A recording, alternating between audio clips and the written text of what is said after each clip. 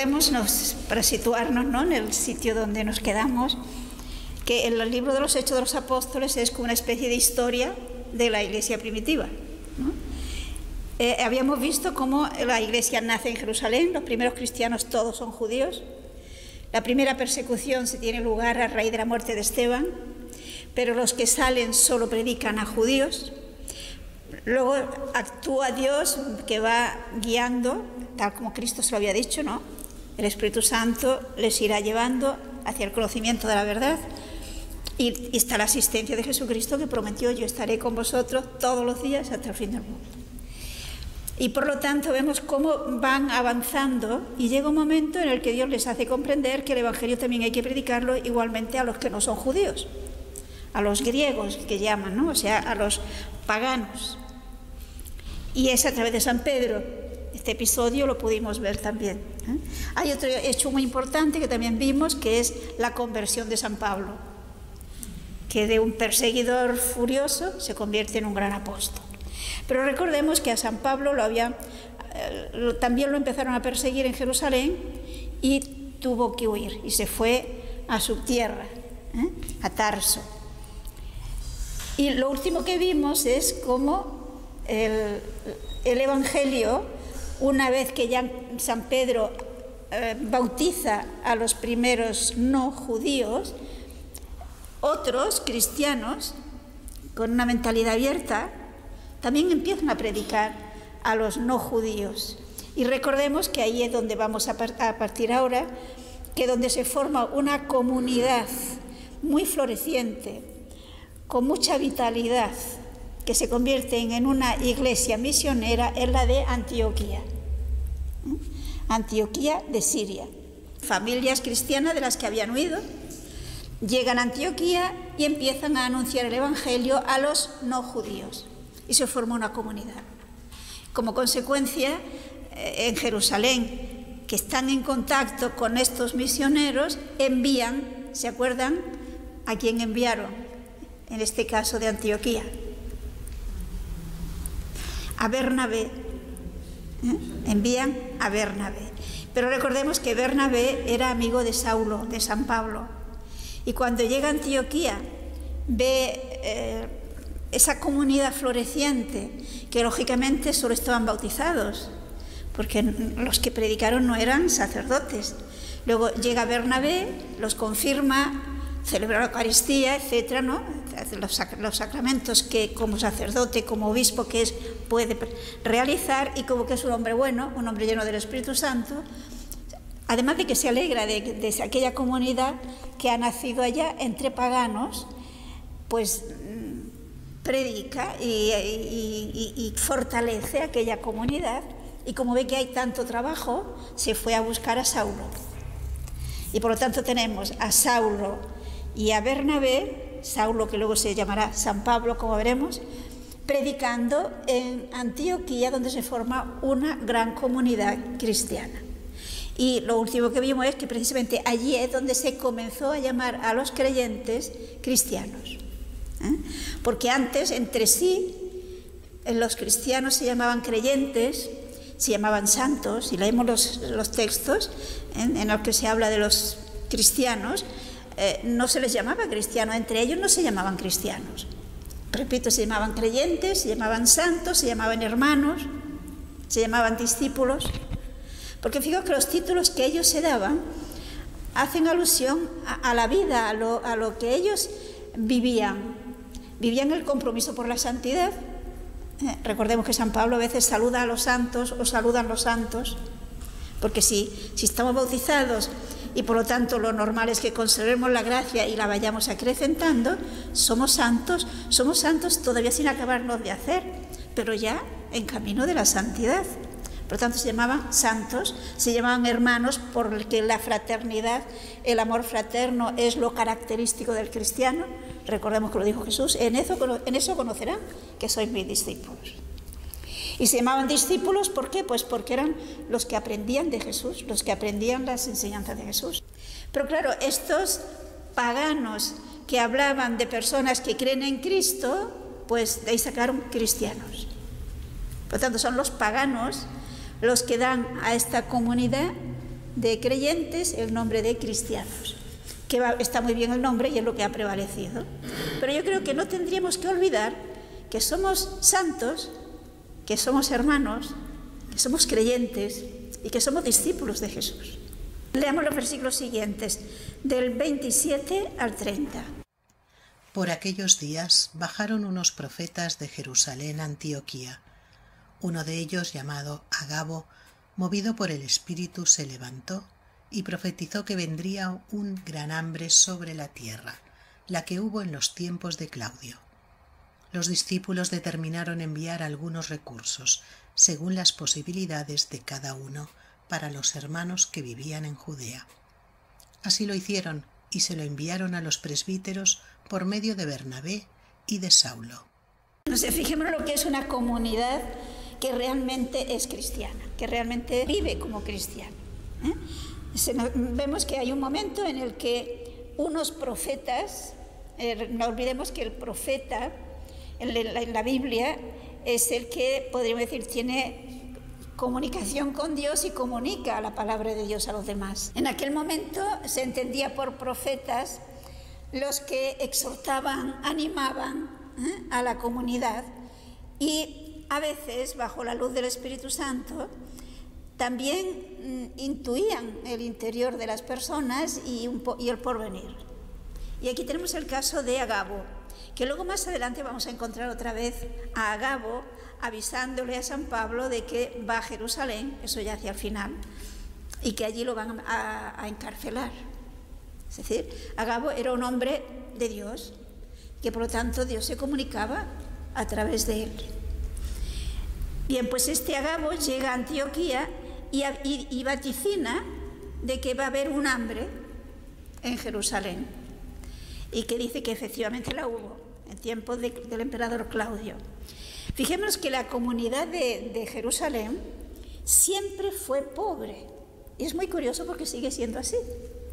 Y aún ahora pues también se hacen colectas. Sabemos que el Viernes Santo, por ejemplo, ¿no?, se hace una colecta para ayudar a la iglesia de Jerusalén.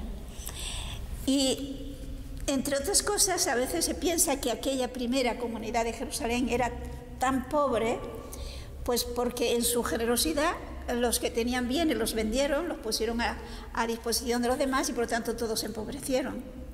Pero además porque en las persecuciones pues les quitaron sus bienes. Pero claro, aquella comunidad de Jerusalén era la iglesia madre y sigue siendo la iglesia madre. De allí ha nacido la iglesia y de allí ha llegado al resto del mundo. Por lo tanto, se sienten responsables de ayudar y seguimos sintiéndonos responsables de ayudar a la iglesia de Jerusalén. ¿Y qué hacen entonces aquella comunidad cristiana? Fijémonos cómo viven el sentido de la fraternidad, el sentido de la caridad, pero en el buen sentido de la palabra. Se dice que espontáneamente, sin dar largas, hacen una colecta. Y cada uno da según puede. Y esa colecta, enseguida tenemos que Saulo y Bernabé van a llevar a Jerusalén el fruto de aquella colecta. Es decir, aquí tendríamos las características de la auténtica caridad. Fijémonos que es una caridad espontánea. No hay que decirle, oye, tú mira que es que hay que... No, es espontánea porque hay amor. Entonces, si aquellos necesitan y yo puedo, aunque sea una pequeña cosa, pero una pequeña cosa con otra pequeña cosa ya llega a no ser tan pequeña, pues es espontáneo el hacer la colecta. Y además de espontánea es rápido. Porque claro, dejar a una persona que está pasando necesidad que espere, es a Jesús a quien le estamos haciendo esperar.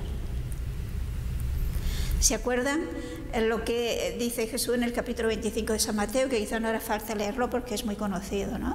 Lo que dirá al final, el día del juicio. Venid benditos de mi Padre, porque tuve hambre y me disteis de comer, tuve sed y me disteis de beber, etcétera, etcétera. Y cuando le digan, ¿y cuándo, Señor, te vimos así, te ayudamos?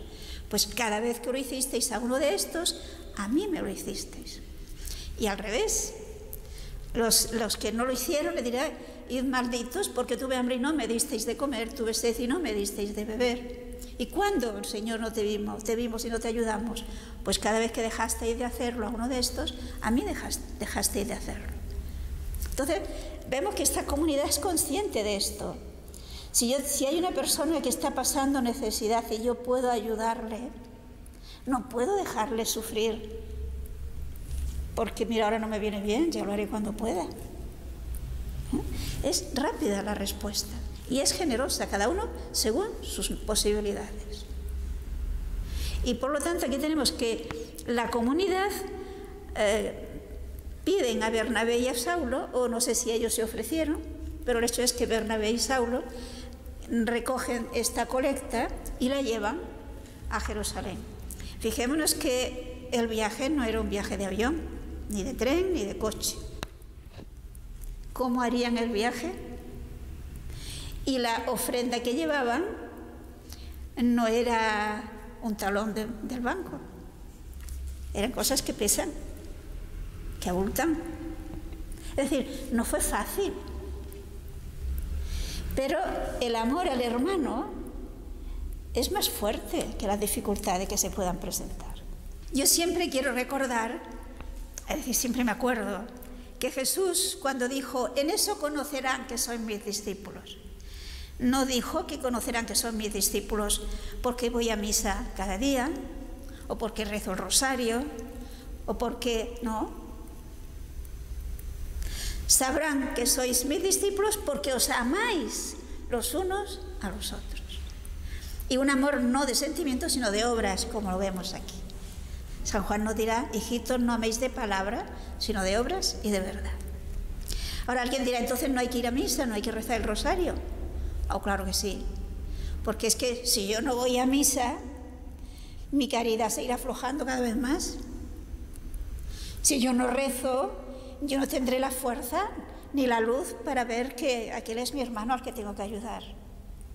Pero, a ver si me explico, el ir a misa, el orar,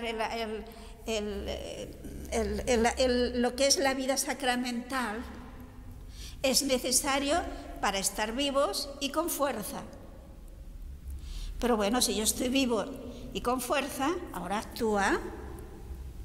No me lo hacen simplemente para que esté a gusto, cómoda y mira qué bien estoy. No. El árbol que está sano y que está lleno de vida produce fruto.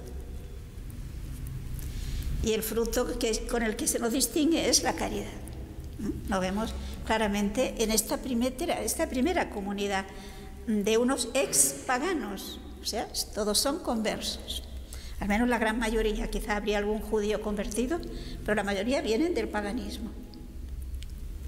Pero hay otro detalle que yo no sé si se han fijado, y es que cuando Saulo y Bernabé van a Jerusalén, ¿se han fijado a quién le entregan la limosna?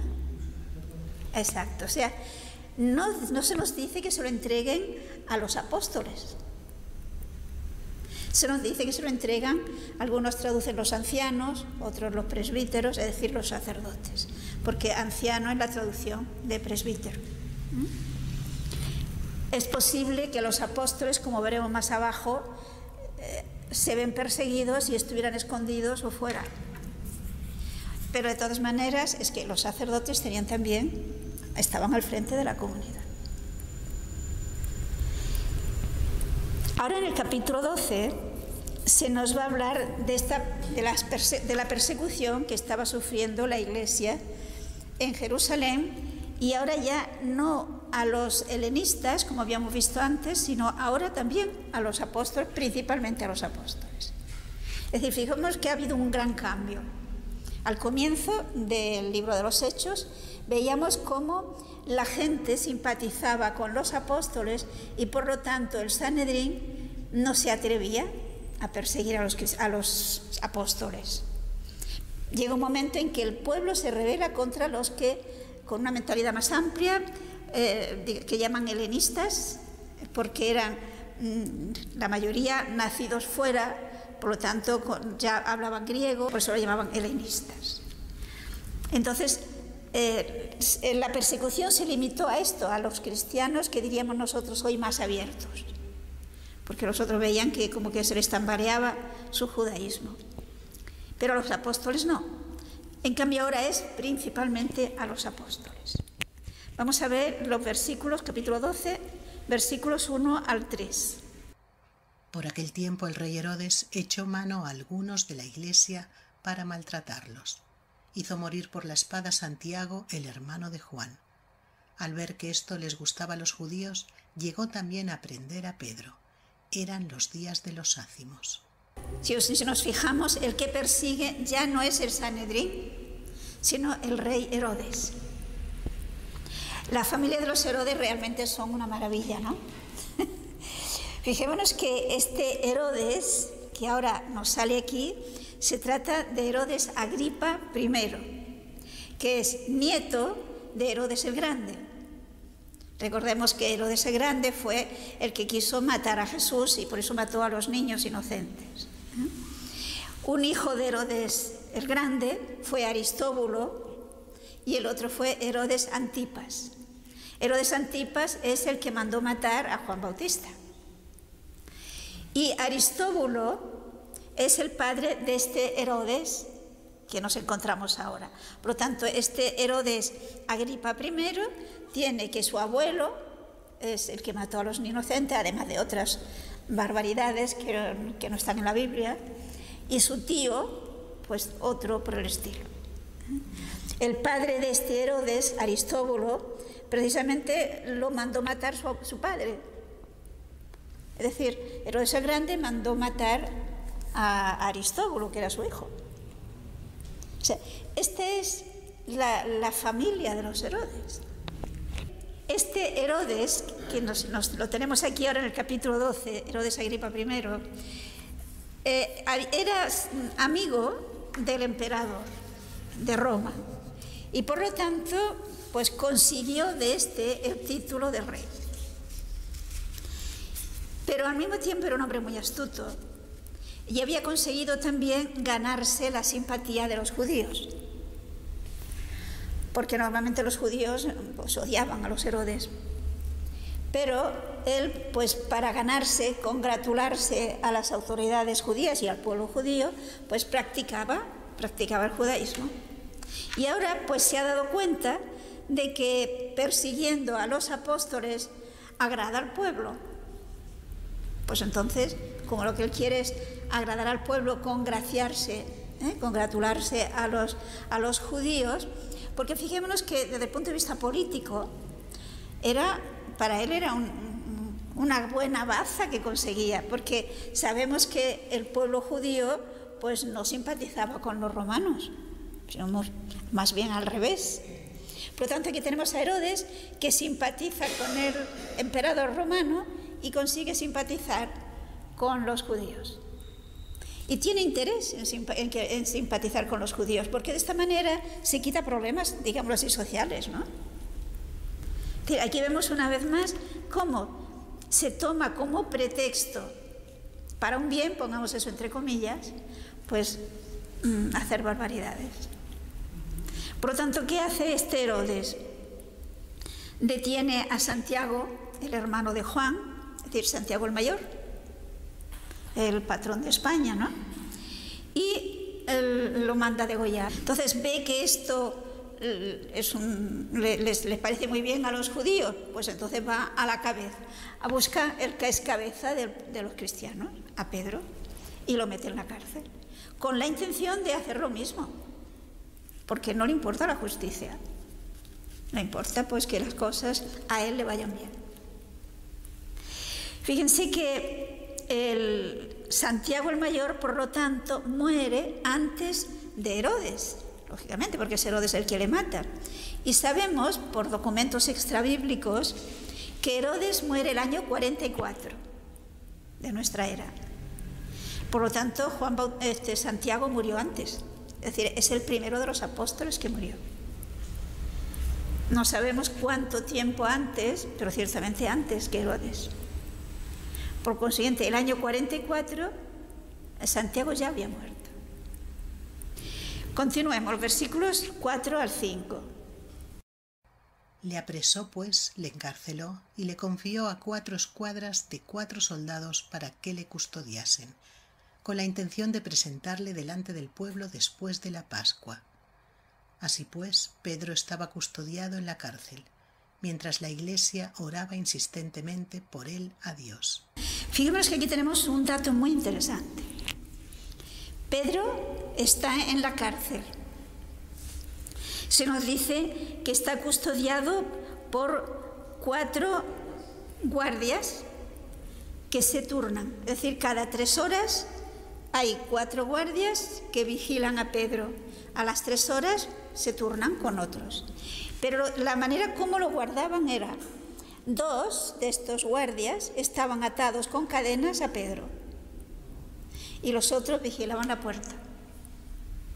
Y podíamos pensar, ¿y por qué le pusieron tantas cadenas, tantas precauciones? Porque recuerden que tiempo atrás también el Sanedrín había metido en la cárcel a Juan y a Pedro, y estando custodiado, el ángel los sacó y les dijo que fueran a predicar. Y cuando las guardias fueron a sacar a los apóstoles para ser juzgados, encontraron los guardas vigilando en la puerta cerrada, pero dentro no estaban ellos.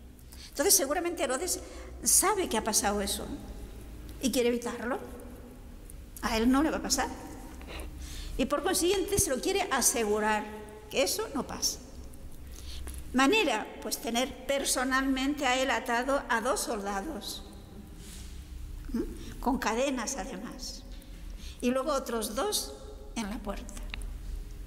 Y Pedro está durante los días de Pascua, o sea, durante la semana que estaban celebrando los ácimos, o sea, la Pascua, así encadenado. Pero fijémonos en el detalle, la Iglesia, los cristianos, estaban orando insistentemente a Dios por Pedro. O sea, fijémonos que aquí tenemos la primera oración de la Iglesia por el Papa. Y como veremos más adelante, era un orar día y noche. Una comunidad, seguramente se turnarían, pero era un estar orando insistentemente por Pedro. Saben la importancia de la oración. Fijémonos lo importante que es orar por los que tienen responsabilidad, y en concreto por el Papa. De hecho, la Iglesia, si se fijan en todas las misas, se ora por el Papa, se ora por el obispo. ¿Por qué? Porque tienen una responsabilidad y hay que ayudarle. Pero San Pablo también nos dirá que oremos por las autoridades políticas, porque tienen una responsabilidad, es para bien nuestro que tenemos que orar por ellos para que acierten y lo hagan bien. Y efectivamente la oración surte efecto. Veamos los versículos siguientes, del 6 al 8. Cuando ya Herodes le iba a presentar aquella misma noche, estaba Pedro durmiendo entre 2 soldados, atado con 2 cadenas. También había ante la puerta unos centinelas custodiando la cárcel. De pronto se presentó el ángel del Señor y la celda se llenó de luz. Le dio el ángel a Pedro en el costado, le despertó y le dijo: «Levántate aprisa», y cayeron las cadenas de sus manos. Le dijo el ángel: «Cíñete y cálzate las sandalias». Así lo hizo. Añadió: «Ponte el manto y sígueme». Fijémonos que Dios parece que nos pone a prueba. No sé si se han fijado.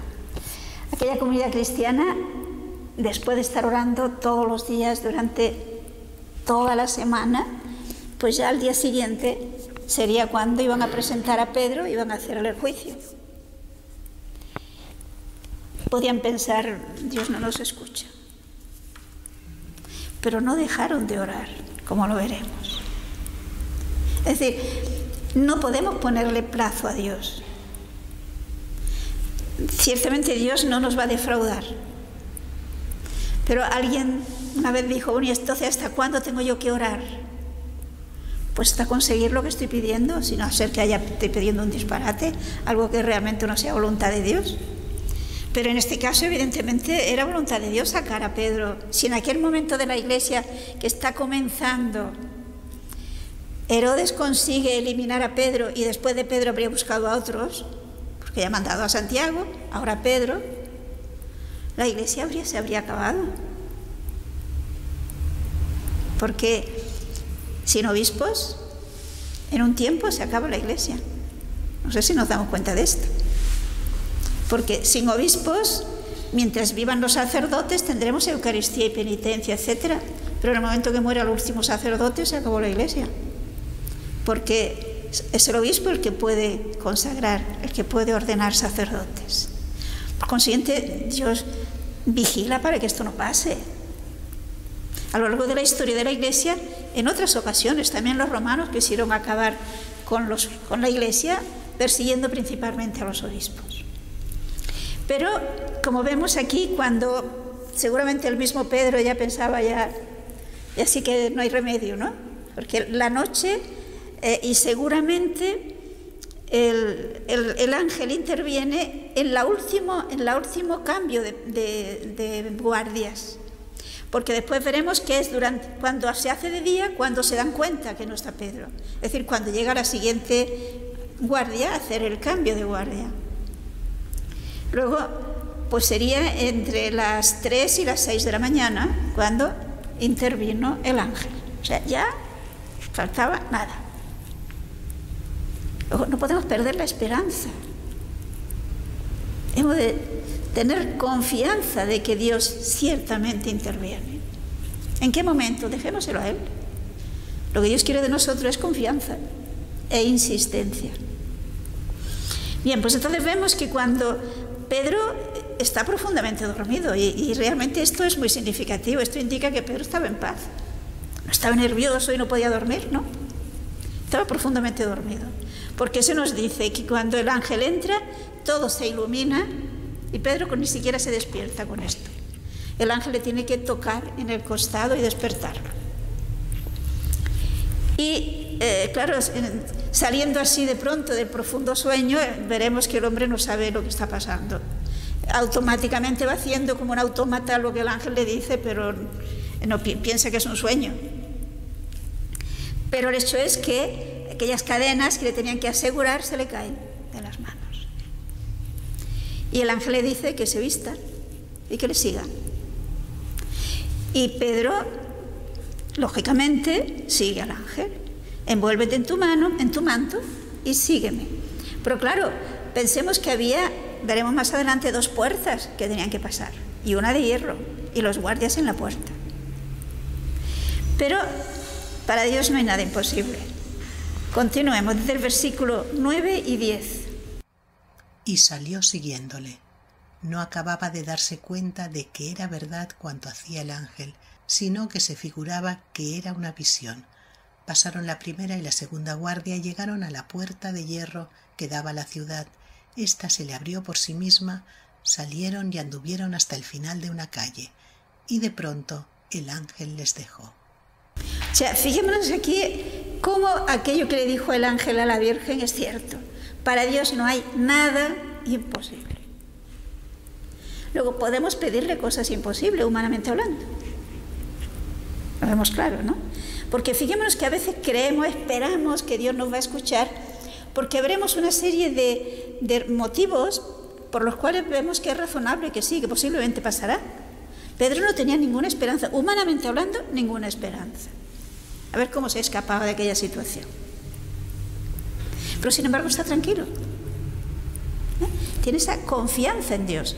Entonces el ángel, cuando Pedro se ha vestido, se nos dice que pasan la primera guardia, pasa la segunda guardia, y tenemos que pensar que los guardias no estaban dormidos, estaban despiertos. Y además la puerta de hierro se abre sola y sale, y no lo ve nadie.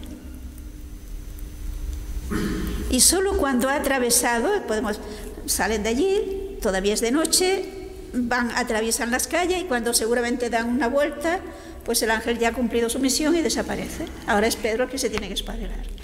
Pero si nos fijamos, Pedro pensaba que aquello era un sueño, que no era verdad. Podemos imaginarnos que quizás se pellizcaría la cara a ver qué está pasando aquí. Pero claro, cuando se encontró en medio de la calle solo, entonces sí que ya se dio cuenta que no era un sueño, sino que era una realidad. Y por lo tanto él se tiene que espabilar, porque si no se da prisa, se hará de día y lo volverán a coger. Y es muy... revela que el que se lo contó a San Lucas era una persona que lo vivió en primera persona por la vivacidad de la manera como cuenta las cosas. Fijemos ahora cómo continúa, desde el versículo, leamos el versículo 11. Pedro volvió en sí y dijo: ahora me doy cuenta realmente de que el Señor ha enviado su ángel y me ha arrancado de las manos de Herodes y de todo lo que esperaba el pueblo de los judíos. Es decir, fijémonos aquí que Pedro entonces se da cuenta de que ha sido verdad todo lo que ha pasado. Porque dice, vuelto en sí. O sea, antes no estaba en sí, pensaba, como digo, que era un sueño, ¿no? Y entonces se dio cuenta, ahora veo realmente que el Señor ha enviado a su ángel. Y yo no sé si se fijan de quién dice Pedro que Dios le ha librado. No olvidemos que Pedro es judío.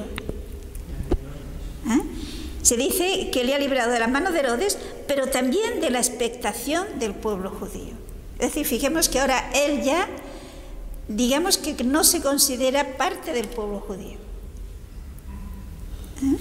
Es decir, ahora ya aparece el pueblo judío, se está refiriendo no a la raza, sino a la religión, como alguien que está en contra, que está persiguiendo a esa primitiva comunidad, en concreto en Jerusalén.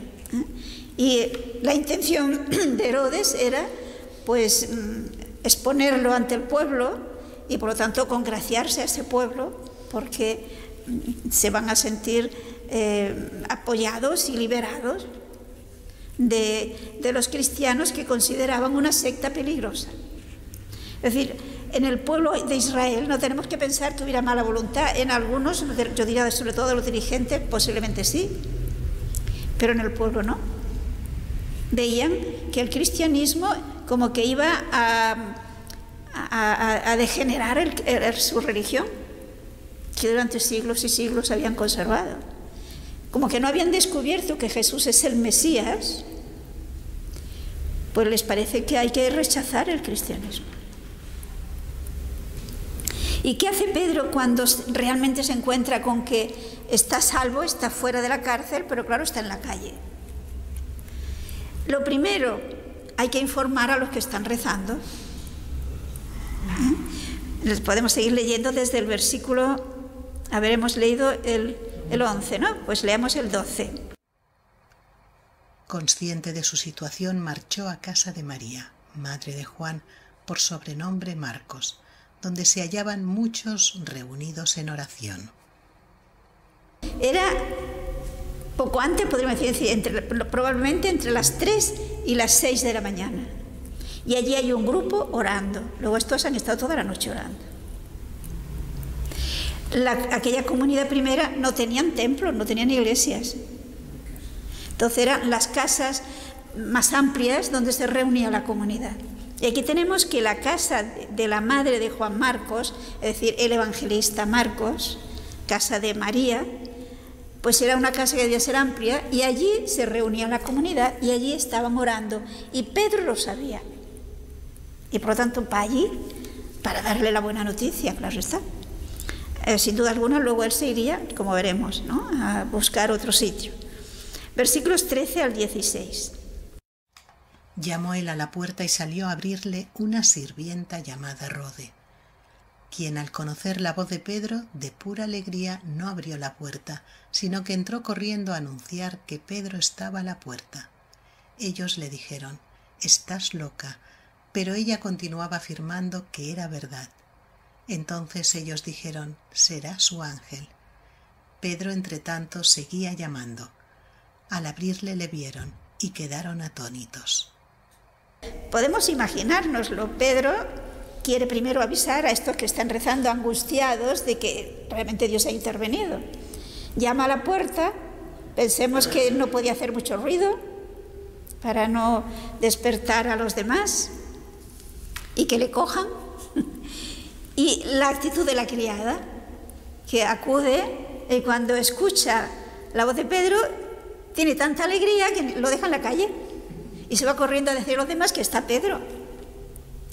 Y los demás lo ven tan imposible que piensan, tú estás loca, ¿cómo va a ser Pedro? Y un detalle, piensan, será su ángel. Con lo cual, fijémonos cómo aquellos primeros cristianos realmente creían ya que todos tenemos un ángel de la guarda.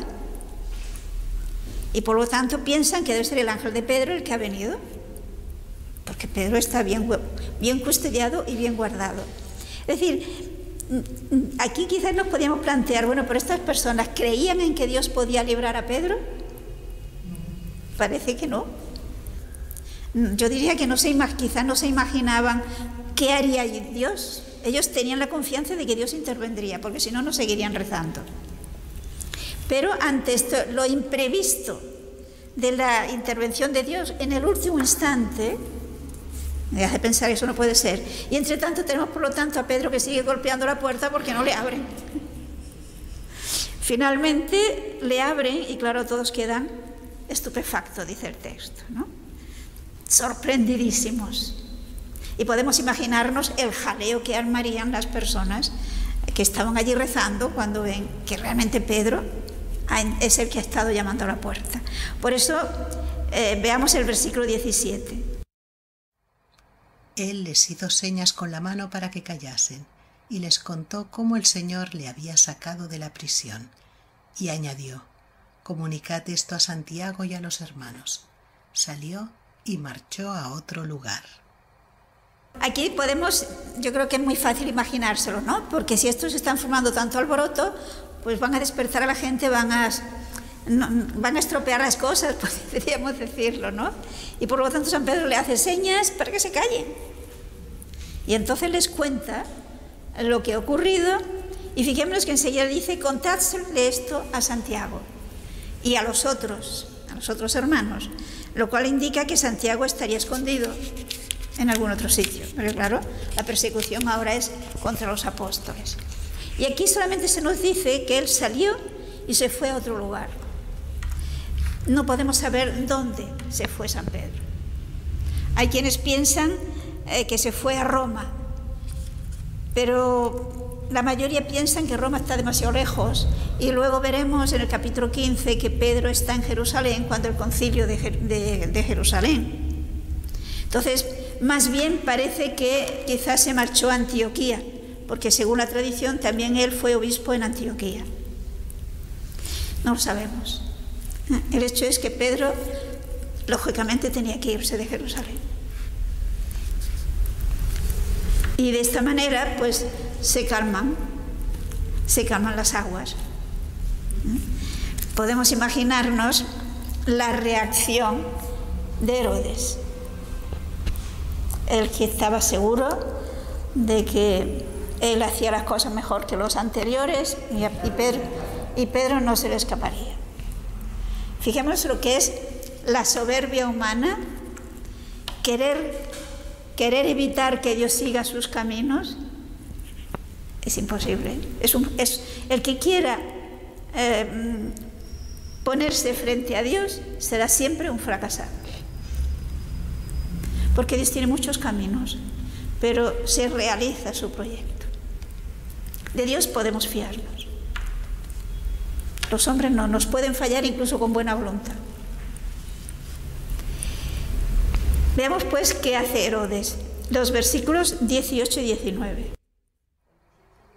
Cuando vino el día, hubo un alboroto no pequeño entre los soldados sobre qué habría sido de Pedro. Herodes le hizo buscar y al no encontrarle, procesó a los guardias y mandó ejecutarlos. Después bajó de Judea a Cesarea y se quedó allí. Entonces, cuando llega el último turno, que ya es de día, es cuando los otros que estaban dormidos se despiertan y ven que ellos tienen las cadenas, pero Pedro se les ha ido. Los guardias están en la puerta, pero Pedro no está. Y lógicamente los soldados pues lo tuvieron que pasar muy mal, porque sabían cuál podía ser la reacción de Herodes. Son personas sin escrúpulos. Ahora, mirando las cosas, poniéndonos en la mentalidad de Herodes y viendo las cosas sin la fe, pues Herodes diría: no me vengáis con cuentos, lo habéis dejado escapar.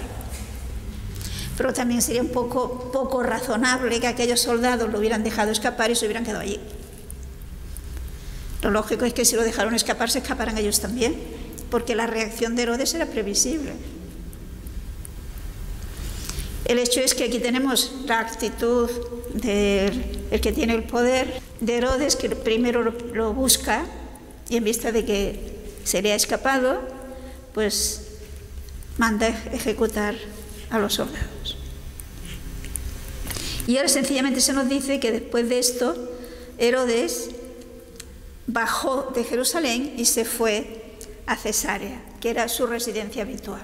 Seguramente había venido a Jerusalén para la Pascua, porque como era cumplidor también, pues había ido a celebrar la Pascua y luego se marchó a Cesarea, que ya sabemos, ¿se acuerdan que Cesarea es uno de los puertos principales que entonces tenía Israel, puerto en el Mediterráneo, y que allí era la residencia habitual de Herodes y de los mandamases, digámoslo así, ¿no? de los romanos sobre todo. Bueno, ahora a continuación San Lucas nos va a hablar de la muerte de Herodes. Estaba Herodes fuertemente irritado con los de Tiro y Sidón. Estos de común acuerdo se le presentaron y, habiéndose ganado a Blasto, camarlengo del rey, solicitaban hacer las paces, pues su país se abastecía del país del rey. El día señalado, Herodes, regiamente vestido y sentado en la tribuna, les arengaba. Entonces el pueblo se puso a aclamarle: es un Dios el que habla, no un hombre. Pero inmediatamente le hirió el ángel del Señor, porque no había dado gloria a Dios, y convertido en pasto de gusanos, expiró. Fíjense que hay un historiador, habrán oído hablar de él, Flavio Josefo, que tiene un libro en el que habla de las guerras judías y nos relata la muerte de Herodes. Y tiene muchísimas características comunes. Algunas cosas, algunas pequeñas diferencias, pero que realmente se pueden perfectamente poner de acuerdo. Porque aquí se nos dice que Herodes estaba enfadado contra los habitantes, contra el rey, digámoslo así, de Tiro y el de Sidón. Recordemos, Tiro y Sidón eran también dos puertos fenicios, estaban, digamos, también en el mar, ¿no? Y había una cierta rivalidad entre los puertos de los fenicios, digamos, de Tiro y Sidón, y el puerto de Cesarea. Pero los de Tiro y Sidón, aquellos habitantes, se abastecían del trigo de Israel. Por lo tanto, era vital tener buenas relaciones para que Herodes les permitiera comprar trigo. Entonces, claro, era un problema estar enfadados. Herodes no permitía que se les vendiera trigo. Y entonces, ¿qué hacen? Aprovechan una fiesta. Y de común acuerdo, aquí tenemos la política, ¿no? Se valen de Blasto, que era un camarero del rey, y de esta manera consiguen que Blasto hable con el rey y les quiera recibir. Por Flavio Josefo sabemos que lo que ocurre, esa fiesta se hizo con motivo de una victoria del emperador. Y entonces, cuando volvió victorioso, pues se hizo una fiesta. Es muy posible que fuera en esa fiesta cuando Herodes pues se presenta vestido con toda su pompa. Según Flavio Josefo, se presentó con un traje tejido de hilos de plata que a la luz del sol pues brillaban. Y entonces, cuando, sin duda alguna, los no judíos, los paganos, aclaman a Herodes como si fuera un dios. Y Herodes pues se lo creyó, se vanaglorió.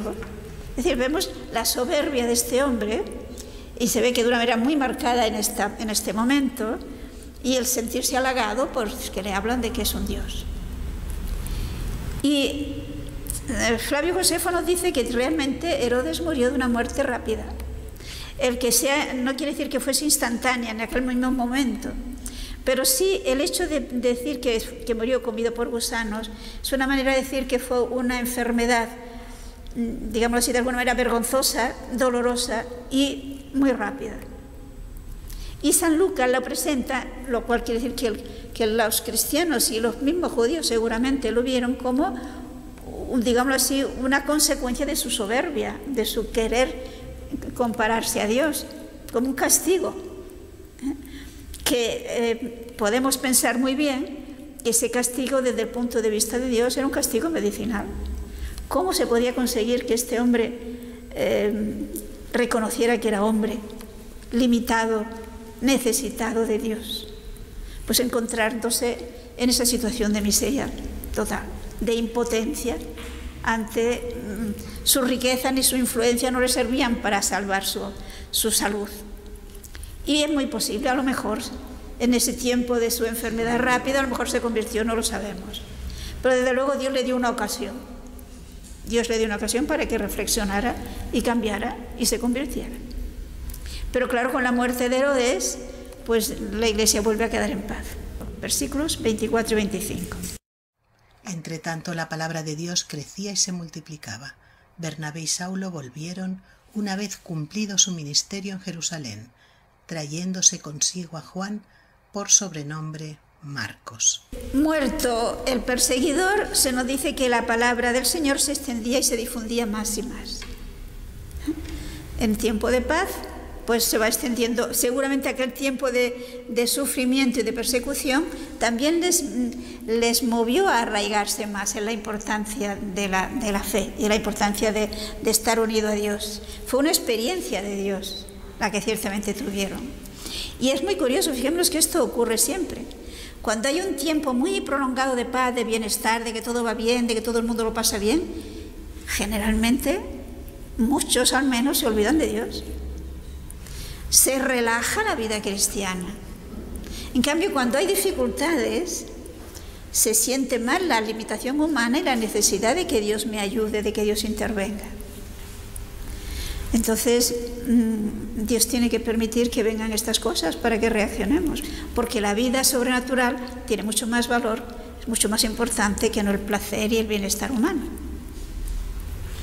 Y termino, fijémonos que dice el versículo 25, que Saulo y Bernabé, terminado su misión, que era traer la colecta, se vuelven a Antioquía, lo cual parece que nos da pie para pensar que seguramente cuando vinieron era en plena persecución y quizás por eso no pudieron entregar la limosna a los apóstoles, estaban escondidos. Y una vez que terminó y muere también Herodes, pues ellos ya han cumplido su misión y vuelven a Antioquía. Pero fijémonos que no vuelven solos. Llevan con ellos a Juan Marcos, que era jovencito, como veremos más adelante, que seguramente ya pensaban en comenzar los viajes misioneros, porque el primer viaje, esto ya lo veremos Dios mediante el próximo día, llevarán consigo a Marcos, Pablo, Bernabé y Marcos, que les acompañan. Y por consiguiente la Iglesia sigue extendiéndose.